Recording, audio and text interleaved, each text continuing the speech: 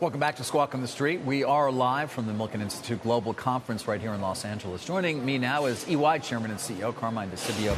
Great to have you here. You know, a lot of the focus of this year's meeting is on ESG, diversity and inclusion. These are obviously areas that you know very well. So I'd love to just start there, Carmine, because you've spoken about, I just sat down with Mike Wirth talking about their initiatives at Chevron, but you've talked a lot about how we have to have robust metrics to actually measure all the stuff that everybody promises they're going to do and be able to compare and really know. Are we anywhere near being able to do that yet?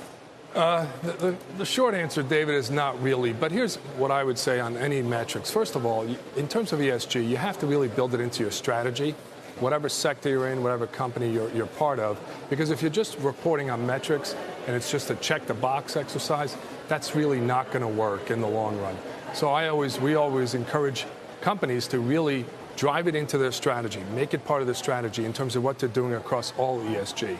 Then when it comes to reporting in the metrics, this is something that we've been working very hard, EY as well as the other big four firms, on really creating metrics that are across ESG, that are more simple, and starting there. We did this with the International Business Council of the World Economic Forum. There are 21 core metrics. We have over 100 companies signed up to report on this. Over 50 have already reported. We at EY have reported as well on the 21 metrics, and the other big four as well. So we're encouraging people to use this as the building blocks of standards, because what's happening is the standard setters are separated out a bit. And my view is that if we're not careful, if we really want more consistency, we have to work at it. Otherwise, we're going to end up with, at a minimum, 2 sets of standards, could be more. So we need a global standard. I totally agree. We're working towards that. But I wonder, it's not as though there isn't an enormous amount of capital already being allocated under the broad banner of ESG right now. Is a lot of that money being misallocated because we don't really have the proper metrics in order to measure what is being done? I wouldn't say that it's being misallocated. I think there's a lot of money actually on the sidelines ready to be allocated. And I think a lot of companies, a lot of private equity firms are looking for the right investments. But there's a lot more to do on that, including, we're working on something with SMI, with Sustainable Markets Initiative, to create more green projects in underserved countries. And this is something we're doing with several CEOs. And we're really trying to drive that. But they need consistency. They need to be able to make sure that their investments are going to be safe and so forth. So I think there's a lot of money out there. I'm not sure it's being misallocated, but it's something that has to be looked at. All right.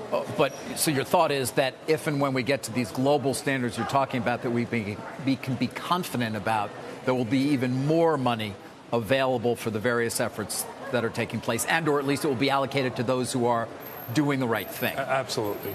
Absolutely right. This is something, when you talk to investors, asset managers, asset owners, there is no doubt that they are very focused, in particular on sustainability. So that's something that they're going to continue to be focused on. And it's something that's real. Look, we have to solve this climate problem, David, because if we don't, our future generations, are not going to be in a good place. But it's going to take everyone. It's going to take companies. It's going to take individuals. It's going to take governments to really focus. It's a lot to ask. I don't want to be cynical, but that's a lot to ask. It is. It is. But if you look at where we were even just 3 or 4 years ago versus now, it's amazing the amount of progress that's been made. Yeah. And one of the problems that I personally is we have to look at it holistically. Right now, I was talking to one of the CEOs here at the Milken Conference yesterday, and they're like, one of the problems is Europe only cares about climate, the U.S. only cares about diversity and inclusiveness, and Asia only cares about governance. And we have to get all that together, really, for it to make sense.